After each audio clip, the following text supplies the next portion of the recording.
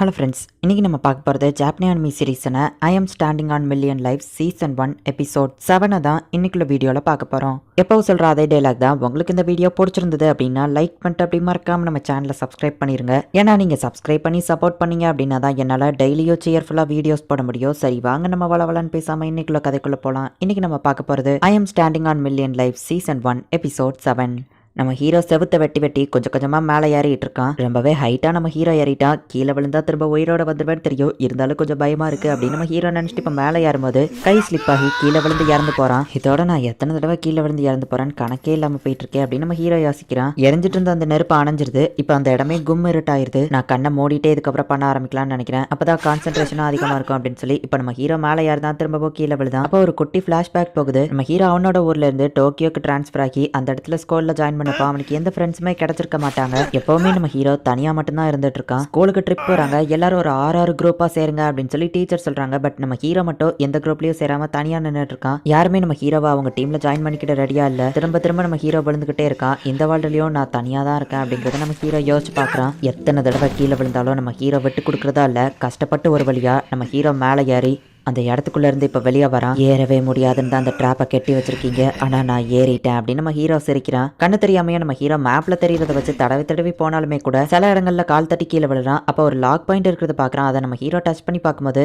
கவல் கூட வந்திருந்த அந்த ஒரு சோல்ஜர் இறந்து போயிருக்கான். அதை நினைச்சு எல்லாரும் அழுதுட்டு இருக்காங்க. வாரியர் வெம்ஸ்பர், இதுக்கு காரணமா இருக்கிறவங்களை கண்டிப்பா நான் கொன்னு உங்ககிட்ட அனுப்புறேன். அங்க நீங்க அவனுங்களை கொல்லுங்க அப்படின்னு சொல்லி கவலுமே கொஞ்சம் வருத்தப்படுறா. அவனோட பாடியும் அந்த இடத்துல தான் இருக்குது. நான் மட்டும் கவல் கிட்ட ஹெல்ப் கேட்கலன்னா இவன் இந்த இடத்துக்கு வந்து இறந்து போயிருக்க மாட்டான். இவர் கூட நான் பழகினது கொஞ்ச நாளாக தான் இருக்கலாம். பட் ஆனாலுமே இவரும் என்னோட ஒரு காம்ரேட் தான். எனக்கு ஹெல்ப் பண்ணியிருக்காரு. என்னால தான் இவருக்கு இப்படி ஆயிடுச்சு அப்படின்னு சொல்லி நம்ம ஹீரோ கொஞ்சம் வருத்தப்படுறான். என்னோட பயணத்தில் நீங்கள் எனக்கு ஹெல்ப் பண்ணியிருக்கீங்க. அதுக்கு ரொம்பவோ தேங்க்ஸ். நீங்களும் என்னோட ஒரு காம்ரேட் தான். குட் பை காம்ரேட் அப்படின்னு சொல்லிட்டு இப்போ நம்ம ஹீரோ அந்த இடத்துல இருந்து கிளம்புறான். இப்போ கவாலையோ மற்றவங்களையோ காமிக்கிறாங்க. அந்த கோலம் வந்துட்டு ரிவைவ் ஆகி உயிரோட வந்து இவங்களை அட்டாக் பண்ண வந்துட்டு இருக்கு. குட்டி குட்டி பேட் மான்ஸ்டர்ஸும் வந்து இவங்களை அட்டாக் பண்ணிட்டு இருக்கு. கவல் அது எல்லாத்தையுமே துண்டு துண்டா வெட்டிட்டு இருக்கா. மற்ற யாராலையும் அதை சமாளிக்க முடியல. பட் லோ மட்டும் கரெக்டா அந்த எல்லா பேட்டையும் அடிச்சுக்கிட்டு இருக்கா. அந்த கோலமோட கையில தான் சாவி இருக்கு. அதை நம்ம எடுத்தா போதும் அப்படின்னு சொல்லி கவல் சொல்றா. கவல் போயிட்டு அந்த கோலம் கூட சண்டை போடுறா. லோ இந்த பேட் மான்ஸ்டரை பாத்துக்கிட்டா. நல்லாவே நீ அதை அடிக்கி அப்படின்னு சொல்லி கவல் கேட்கவும் 2 மாசத்துக்கு முன்னாடி வரைக்கும் குட்டியா இருக்கிற டார்கெட்டை நான் அடிச்சு பிராக்டிஸ் பண்ணிருக்கேன் அப்படின்னு சொல்லி லோ சொல்லவும் அந்த மாதிரி ஒரு சூப்பரான ட்ரைனிங் அப்ப ஏன் நிப்பாட்டினா அப்படின்னு கவல் கேட்கிறா. கேம்குள்ள வரும்போது லோவோட பிசிக்கல் ஸ்ட்ரென்த் ரொம்பவுமே கம்மியாயிரும். அது அவளோட ரியல் லைஃபை பாதிக்கிறதுனால தான் அவளால முந்தி மாதிரி விளையாட முடியல. இந்த கேம் தான் எல்லாத்துக்கும் காரணம் அப்படின்னு சொல்லி அவ யோசிச்சுட்டு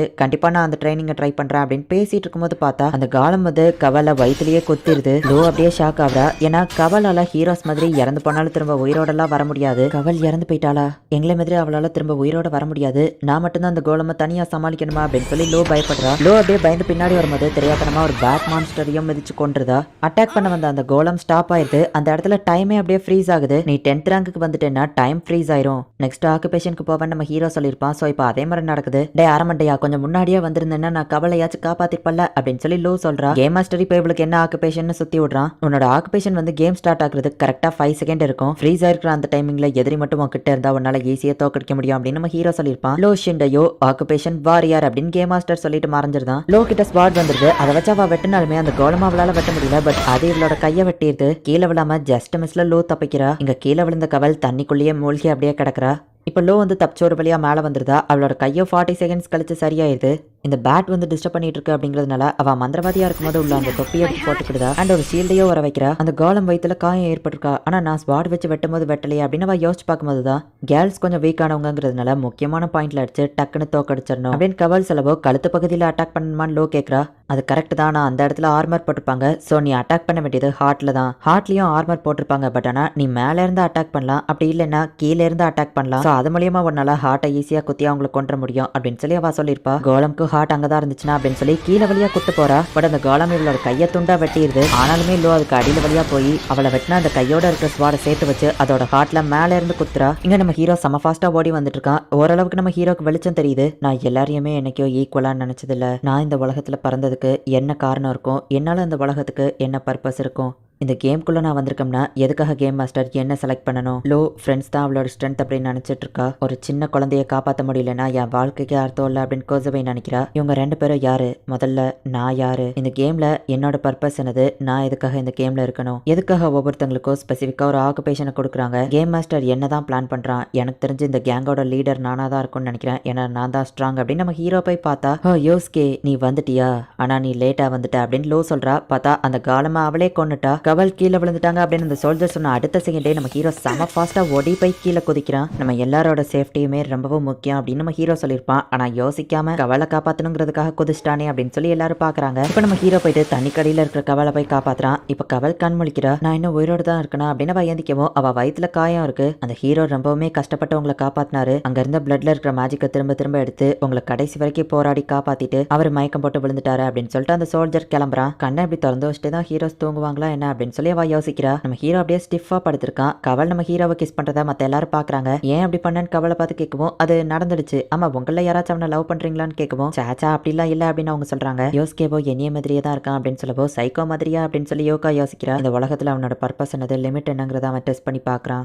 எங்க கிங்டம்ல மொத்தமா 3000 சோல்ஜர்ஸ் இருக்காங்க. அதுல நான் 70th ரேங்க் அப்படின்னு அவ சொல்லவும், ஏங்கப்பா 3000 பேர்ல நீ 70th ரேங்கான அவங்க கேட்கவும், அது ஒரு பெரிய விஷயமே இல்ல. எங்க அப்பா 2nd ரேங்க், என்னோட பிரதர் 7th and 15th ரேங்க்ல இருக்காங்க. அவங்கள நான் கம்பேர் பண்ணும்போது நல்லா ஒண்ணுமே இல்ல. 10,000 தடவை ட்ரைனிங் எடுக்கிறது ஒரு ரியல் ஃபைட்ல சண்டை போடுறதுக்கு சமம் எங்க அப்பா சொல்லியிருக்காரு. சோ அதனால தான் நான் ரியல் ஃபைட்ல சண்டை போடுறேன் அப்படின்னு அவ சொல்றா. இன்னும் 7 நாள் தான் இருக்கு, நம்ம கொஸ்ட முடிச்சிருவோமா அப்படின்னு சொல்லி கோசவை யோசிக்கிறா. நம்ம தப்பா புரிஞ்சுக்கிட்டோம் அப்படின்னு நம்ம ஹீரோ எந்திக்கிறான். நீ எந்திரிச்சிட்டியா அப்படின்னு எல்லாரும் வந்து பாக்குறாங்க. நம்ம எல்லாமே தப்பா புரிஞ்சுக்கிட்டோம். வில்லேஜ் சீஃப்னா யாரு அப்படின்னு நம்ம ஹீரோ கேட்கறான். அந்த 3rd கொஸ்ட்ல வந்ததை கேட்கறியா அப்படின்னு சொல்லி லோ கேட்கவும், ஆமா இந்த உலகத்துல நிறைய வில்லேஜ் இருக்கு, அதுல நிறைய சீஃப் இருக்காங்க, அதுல யாரோட ரெக்வஸ்ட் வேணாலும் நம்ம ஃபுல்ஃபில் பண்ணிருக்கலாம். ஏன்னா ஸ்பெசிஃபிக்கா எந்த வில்லேஜோட சீஃப் அப்படிங்கறத நமக்கு சொல்லவே இல்ல. உன்னோட ஃபர்ஸ்ட் கொஸ்டின் என்னது அப்படின்னு நம்ம ஹீரோ கேட்கவும், காப்ளினை கொல்ல வேண்டியது அப்படின்னு லோ சொல்றா. இந்த உலகத்துல நிறைய டைப் ஆஃப் காப்ளின்ஸ் இருக்கு, ஆனா நீ எந்த டைப் வேணாலும் கொண்டிருக்கலாம். 2வது கொஸ்டும் அதே மாதிரி தான், ஸ்பெசிஃபிக்கா இதை தான் பண்ணணும் அப்படிங்கறத சொல்லல. சோ இந்த கொஸ்டும் அதே மாதிரி தான், அந்த 3 பேரை நம்ம போய் டெலிவரி பண்ணணும்னு இல்ல, ஏதாச்சும் ஒரு குட்ஸை நம்ம அந்த ரேடல் டோர் போல போய் டெலிவரி பண்ணா போதும். அண்ட் அந்த 3 பேரை நம்ம அங்க கொண்டு போய் ஒப்படைச்சிருந்தா கண்டிப்பா நம்ம தோத்து தான் போயிருப்போம் அப்படின்னு நம்ம ஹீரோ சொல்றான். எல்லாருமே ஷாக் ஆகுறாங்க. குட்ஸுங்கிறது நம்ம ஒரு இடத்துல கொண்டு போய் கொடுத்தா அதுக்கு பதில் காசு கிடைக்கணும், ஆனா அந்த 3 பேர் அப்படி இல்ல, சோ அவங்க நம்ம கொஸ்ட்ல கிடையாது அப்படின்னு நம்ம ஹீரோ சொல்லவும்,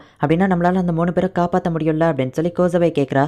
நம்மளால அவங்கள காப்பாற்ற முடியும், ஆனா நம்ம இந்த கொஸ்டையும் கம்ப்ளீட் பண்ணி ஆகணும், ஏன்னா நமக்கு கொஞ்சம் டைமிங் தான் இருக்கு. சோ நம்ம இப்போ பிரிஞ்சு போகலாம் அப்படின்னு நம்ம ஹீரோ சொல்றான். என்னது பிரியணுமா அப்படின்னு அவங்க ஷாக் ஆகுறாங்க. இந்த இடத்துலயே இந்த எபிசோட் முடியுது. ஆக்சுவலி கொஸ்ட் என்னங்கிறதையே இவங்க தெரியாம தப்பா ஒரு விஷயத்தை இவங்க முடிச்சு அதுல கொஸ்ட் கம்ப்ளீட் ஆகல அப்படின்னா கேம் மாஸ்டர் கொடுத்த அந்த டைமிங் முடியும் போது இவங்க எல்லாருமே இறந்து போயிருவாங்க. உண்மையிலேயே அந்த கேம் மாஸ்டர் எதுக்காக இந்த கேமை விளையாடுறதுக்கு இவங்க 4 பேரையும் ஸ்பெசிஃபிக்கா செலக்ட் பண்ணணும். அண்ட் இந்த கேம்ல இருக்கிறதுலயே நம்ம ஹீரோக்கு தான் நிறைய கஷ்டங்கள் வந்துட்டு இருக்கு. ஆனாலுமே கூட நம்ம ஹீரோ அது எல்லாத்தையுமே கஷ்டப்பட்டு போராடி அதுல இருந்து ஜெயிச்சு வெளியே வந்துட்டு இருக்கான். இப்போ கொல்லப்பட வேண்டிய அந்த 3 பேரையும் நம்ம ஹீரோவோட டீம் காப்பாற்றணும், அதே நேரத்துல இந்த கொஸ்டையும் கம்ப்ளீட் பண்ணணும். அண்ட் இவங்களுக்கு இன்னும் கொஞ்சம் டைமிங் தான் இருக்கு. என்ன நடக்க போகுது அப்படிங்கறத நெக்ஸ்ட் எபிசோட் பார்த்து தெரிஞ்சுக்கோங்க. அண்ட் உங்களுக்கு இந்த வீடியோ பிடிச்சிருந்தது அப்படின்னா லைக் பண்ணிட்டு அப்படி மறக்காம நம்ம சேனலை சப்ஸ்கிரைப் பண்ணிருங்க. தேங்க்யூ ஃபார் வாட்சிங். Bye guys. நெக்ஸ்ட் எபிசோட்ல மீட் பண்ணலாம்.